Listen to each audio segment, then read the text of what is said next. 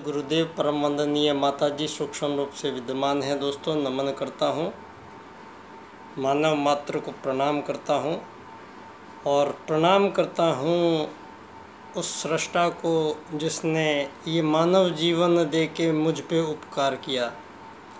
दोस्तों यहाँ मानव जो जन्म दे के धरती पे आता है तो इसके आने की जो कहानी है वो, क्योंकि हर एक क्रिएशन जो धरती पे है उस क्रिएशन का कोई ना कोई एक क्रिएटर है।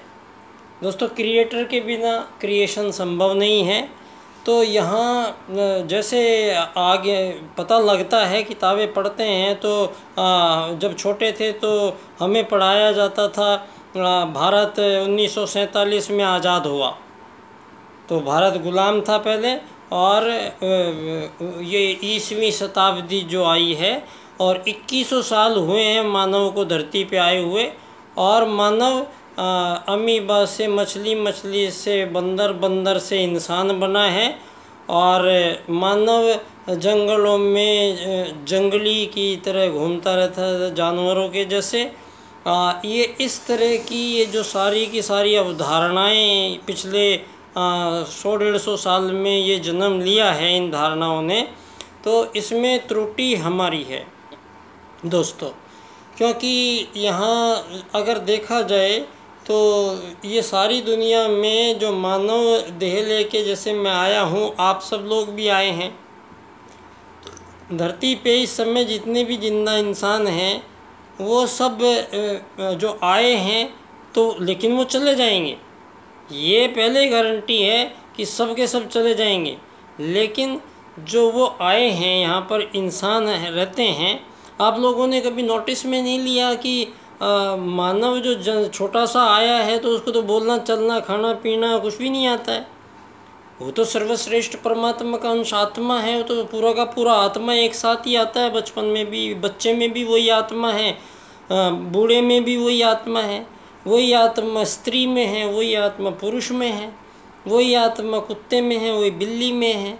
तो आत्मत सर्वभूतेषु और वसुधैव कुटुंबकम, दो सूत्र ये संपूर्ण चराचर जगत में जितने भी मानव प्राणी समुदाय है, उन सभी मानव प्राणी समुदायों को उनके अंतःकरण से ही स्वतः फीड की गई ये दो बातें हैं, जो उनको ना तो पढ़ाने की ज़रूरत पड़ती, ना सिखाने की ज़रूरत पड़ती, ना उनको ट्यूशन लगाने की ज़रूरत पड़ती। धरती पे मानव के साथ साथ 84 लाख प्रकार के जीव जंतु निवास करते हैं और 84 लाख प्रकार के जीव जंतुओं में मानव अपने आप को सर्वश्रेष्ठ कहता है। तो मानव सर्वश्रेष्ठ कैसे है? छोटी सी तितली है, जरा सा वजन है, इतनी प्यारी सुंदर लगती है, फुर से उड़ जाती है, चिड़िया फुर से उड़ जाती है, मानव तो नहीं उड़ सकता। हाथी में इतना दम है कि वो पेड़ों को उखाड़ सकता है। क्या आप उखाड़ सकते हैं? नहीं उखाड़ सकते हैं। बया घोंसला पक्षी एक ऐसा बनाता है जिसमें बड़े से बड़े इंजीनियर चकित रह गए हैं। ऐसा आप बना सकते हैं? नहीं बना सकते। दोस्तों यहाँ मानवों को इतना भ्रमित इस 20वीं शताब्दी ने किया है इसने कि सारी मानव जाति को, अब हम से कोई पूछता है कि भाई आप भारत में रहते हैं? हाँ जी बिल्कुल। तो भारत में 1947 में हम आज़ाद हुए। ये 1947 में हम आज़ाद हुए। मास्टर जी भी यही कहते हैं, नेताजी भी यही कहते हैं, सबके सब ये कहते हैं। मेरा ये सवाल है कि आप ये शब्द यूज ही नहीं कर सकते आदमी के लिए। एक ही प्रजाति के जीवों में पूरी कायनात में कोई सूत्र ही नहीं है जो एक ही प्रजाति के जीवों में आज़ादियों की लड़ाइयाँ लड़ाता रहे। यहाँ तो मानव को हम समझदार मानते हैं, यहाँ तो आप इतने मूर्ख काम करवा रहे हैं हम लोगों से, हमारा टाइम वेस्ट करवा रहे हैं आप लोग धरती पे आके। आप लोग हमसे यहाँ ज़मीन खरीदने की, बेचने की औकात नहीं है। आप यहाँ धरती पे खरीद फरोख्त नहीं कर सकते धरती की। आपके पास कोई लाइसेंस नहीं है, आप खुद ही यहाँ के नहीं हैं। धरती का मानव मूल निवासी नहीं है। ये जितने भी मूल निवास प्रमाण पत्र बना के पट्टे काटे जा रहे हैं धरती पे, ये जो पद्धति चली आ रही है, ये अमीर गरीब मालिक नौकर बनने का जो सिलसिला चला आ रहा है, जो मानवों की मानवों से युद्ध, शोषण, वध, हत्याएं चली आ रही हैं, ये हमारे सामने घटित हो रहा है सब कुछ। तो यहाँ पर मानव का क्या कर्म बनेगा। अब परम पूज्य गुरुदेव ने परम पूज्य गुरुदेव अकेले कोई शरीर में नहीं आए थे। परम पूज्य गुरुदेव पूरी परमात्मा सत्ता उनके साथ थी, पूरा उनका ऋषि समुदाय उनके साथ था। पूरे सूक्ष्म जितने भी सूक्ष्म और कारण शरीर में देव आत्माएं हैं, सब परम पूज्य गुरुदेव के साथ थी। तो जब महाकाल स्वयं आते हैं धरती पे, तो महाकाल के साथ तो संपूर्ण ही आता है। तो महाकाल का संकल्प धरती पे आप क्या समझते हैं ये पूरा नहीं हो रहा है? देख सकते होंगे आज आप, ये धरती पे पूरा होगा कैसे? यहाँ तो बहुत उलझन है। यहाँ तो ये मानवों में अमीर गरीब मालिक नौकर बना के, छोटी जाति नीची जाति ऊंची जाति बना के, और इनके अमीर गरीब और वो बना के विकसित अति विकसित अल्प विकसित विकासशील की श्रेणियाँ बना के, SC ST के श्रेणियाँ बना के, इनको मानवों को सारी दुनिया की ये जो पॉलिसी है, ये जो पॉलिसी है आपकी पूंजीवादी लोकतंत्र, जिसको आज आप सारी दुनिया में स्थापित किए हुए हैं, यहाँ पे भारत से हम पुनः एक क्वेश्चन सवाल आपके सामने उठा रहे हैं। धरती पे मानव जो है आत्मत सर्वभूतेषु का मतलब तो ये है कि धरती पे जितने भी जिंदा इंसान हैं, चाहे वो कहीं भी रहते हैं, किसी भी जगह रहते हैं, वो सब एक ही परमात्मा की संतान हैं। आप लोगों ने ये भ्रम सोच रहा है आदमी कि अल्लाह कोई और था, शिव जी कोई और थे, ईसा मसीह कोई और थे। ये अलग अलग भगवान घूम रहे हैं कि यहाँ पे आसमानों में ये आपके अलग अलग भगवान घूम रहे हैं। ये इस पूरी कायनात को जन्म देने वाला वो परम पिता परमात्मा वो एक ही है। और उस स्पष्ट घोषणा है वेद के द्वारा, आत्मत सर्वभूतेषु वसुदैव कुटुम्बकम, कि धरती पे जितने जिंदा इंसान हैं इनमें किसी भी प्रकार का विभेद अगर धरती पे किया जाता है वो मंजूर नहीं है। किसी भी प्रकार का विभेद मंजूर नहीं है। क्यों? क्योंकि यहाँ पे एक आत्मा आई है, दीनदयाल जी कहते हैं। तो आत्मा आई है तो वो कहाँ आई है? कहाँ दिखी आपको आत्मा? आत्मा दिखी नहीं है आपको। आत्मा आई है, वो एक पंच महाभूतों का ये पिंड है, ये शरीर है। ऐसे ऐसे शरीर धरती पे 7 अरब हैं। वो एक ही आत्मा इस शरीर में जब प्रवेश करती है तो ये सिस्टम चालू हो जाता है। और ये सिस्टम ये जुड़ा हुआ है। शरीर हालांकि इम्पोर्टेंट नहीं है, लेकिन शरीर इम्पोर्टेंट है। मतलब इस धरती पे कायनात में जितने भी प्रकार के जीव जंतु हैं उनमें सर्वश्रेष्ठ जो जीव का शरीर बनाया गया है वो मानव शरीर है। मानव शरीर कैसे है? अब आपको ये समझ लीजिए कि हम जीवन भर में आज इतनी उन्नति प्रगति सारी दुनिया में हो गई है, लेकिन किसी भी मानव का 6-7% से ज़्यादा बुद्धि को प्रयोग में नहीं लिया गया आज तक के इतिहास में। यहाँ अगर हम सारी बातों को छोड़ भी देते हैं तो यहाँ ये सवाल तो वाजिब बनता है कि जब मैं धरती पे अपना स्वतंत्र जीव हूँ, मैं परमात्मा का एक अंश हूँ, जब मैं स्वयं धरती पे उसका अंशज होके आया हूँ, तो मेरे रास्ते में मुझे जो लक्ष्य दिया गया है मोक्ष प्राप्त करना, तो उस रास्ते में आप लोग ये रोड़े क्यों अटका के बैठे हैं? आपकी समझ में किसी के नहीं आई है आज तक राजनीति।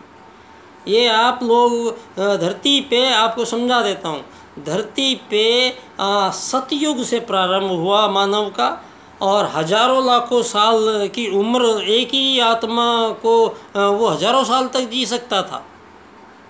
वो इस शरीर के उपयोग को जानता था। इस मशीनरी के अंदर इतने इम्पोर्टेंट ऑर्गन्स भरे पड़े कि रीढ़ की हड्डी पे ईड़ा पिंगला सुषुम्ना नाड़ी का प्राण प्रवाह होता है। इसमें कुंडलिनी जागरण होती है तो पूरे ब्रह्मांड के दर्शन होते हैं। यहाँ ये छोटा सा शरीर जो है, आप क्या समझते हो कि हम जिंदा किससे हैं? पानी से, हम हवा से जिंदा है, हम खाने से जिंदा है। यहाँ ज़िंदगी किस चीज़ से है ये आपको समझने में, यहाँ पूरे कायनात में सूरज है, चांद है, सितारे हैं, निहारिकाएँ, आकाश गंगाएँ हैं, इतना सुविस्तृत है। तो सबका सम्मिलित जो रेडिएशन आ रहा है, सारे पूरे कायनात का जो रेडिएशन आ रहा है उनका, ये पृथ्वी उसको सोखती है। ये पृथ्वी इतनी सर्वश्रेष्ठ क्यों है? जरा सी मिट्टी में आप मिर्ची का दाना डाल दो तो मिर्ची होती है, आप उसमें गन्ने डाल दो तो मीठा गुड़ होता है। धरती वही है, दोनों में अलग अलग, वही धरती सब कुछ उगा के दे रही है। तो इससे बड़ा चमत्कार क्या है? हम सब जो मानव हैं यहाँ पर, अगर आप हम लोगों को बख्श दें अब आगे, तो हम सारी मानव जाति को सर्वश्रेष्ठ जीव बनाने की राह पे परम पूज्य गुरुदेव का तो पहले ही आह्वान है, अब तो ये होके रहेगा, क्योंकि अब ये युग परिवर्तन का संभवतः अंतिम चरण आ गया है। और इसमें गुरुजी ने नारा दिया है, उल्टे को उलटकर सीधा कर दो। तो इसके लिए हमें सबसे जो मुझे ज़रूरत लगी, मेरे हिसाब से मुझे जो ज़रूरत लगी, और परम पूज्य गुरुदेव का सूक्ष्म मुझे सब मेरे पूरे जीवन की एक घटनाओं में परम पूज्य गुरुदेव मेरे साक्षी रहे हैं। तो मैं यहाँ पर इतने 18-20 साल से पंडित दीनदयाल उपाध्याय जी की जन्म स्थली पे मुझे छोड़ा गया है, और मुझे देव संस्कृति विश्वविद्यालय से समग्र स्वास्थ्य प्रबंधक गुरुजी ने मेरे ऊपर इतना एहसान करके मुझे वहाँ से निकाला। तो युग परिवर्तन करने निकले हैं हम लोग भाई। आप लोगों को अभी तक समझ नहीं आता है, ये युग परिवर्तन करने वाले लोग हैं।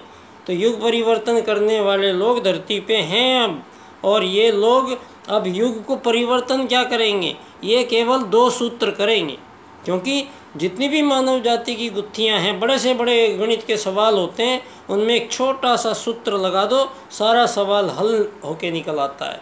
ठीक हमने भी पंडित दीनदयाल उपाध्याय जी के 4 सूत्रों को मैंने काफ़ी वक्त इन पे मैंने लिया, 18-20 साल लगे मुझे, लेकिन परम पूज्य गुरुदेव की कृपा से मैं इनके 4 सूत्रों की व्याख्या एक क्रम से जब मैंने की, इनके 4 सूत्र आर्थिक लोकतंत्र द्वारा अर्थायाम आधारित एकात्म मानववाद की स्थापना से अंत्योदय की प्राप्ति।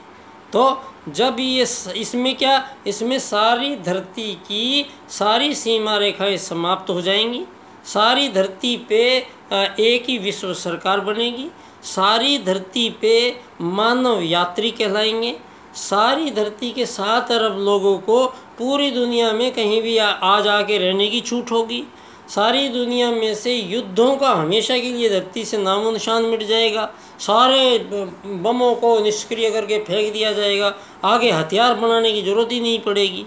सारी दुनिया में मानव से कंपटीशन, मानव से प्रतिस्पर्धा, मानव से स्वार्थ आधारित पूंजीवादी जीवन दर्शन। आप एक आदमी को ठगोगे या एक आदमी को झूठ बोलोगे। आज मैं देख रहा हूँ, मुझे पता था पहले ही, जब ये आर्थिक उदारीकरणवाद की नीतियाँ मनमोहन सिंह जी देश में लेके आए थे, तो ये आर्थिक उदारीकरणवाद का मतलब यही था कि जो इन लोगों ने जो सनातन नियम चल रहे थे धरती पे, उनके साथ पिछले 150 साल में छेड़छाड़ की गई है। क्यों? क्योंकि धरती पे सिर्फ 2 ही बातें हुई थी। जब पहला चुनाव हुआ मानवों के बीच में सतयुग के बाद में, सतयुग में कोई आवश्यकता नहीं थी, धर्म न कोई राजा प्रजा, न दंड न दांडिक। तो युग में जैसे ही रजतम मानव ने आहार ग्रहण किया, तो रजतम जैसा खाएगा न वैसा बनेगा मन, मन जैसा बनेगा वैसे विचार आएंगे। तो मानव ने और ये कैसे, ये परम पूज्य गुरुदेव ने सारी दुनिया को बताया। उन्होंने 24 साल तक गाय को जो खिलाए, उसके गोबर में से इतने से जो निकले उनको कूट के, गाय मूत्र से धो के, उनको साफ करके, वो इतनी सी चिंदी सी एक रोटी जो एक दिन में बनती थी, वो इतनी सी एक रोटी और उसी गाय की छाछ से 24 साल तक अपने शरीर के अंदर बैठे हुए उन देवताओं को, अपने शरीर के अंदर छुपे हुए उन सूक्ष्म रहस्यों को जगाने का जो विद्या, वो अध्यात्म विद्या है। ये जो मानव को स्वयं को समझना बहुत ज़रूरी है। किसी की समझ में आया कि आज तक आप कौन है?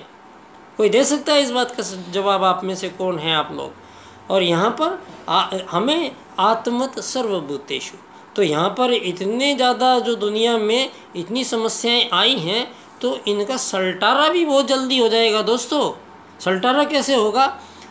यहाँ पर दीनदयाल उपाध्याय जी अर्थायाम आधारित एकात्म मानववाद की जब स्थापना करते हैं, तो वो सबसे पहले ये कहते हैं कि मानव को आपने जो एक शरीर मान के राजनीति यहाँ की जा रही है।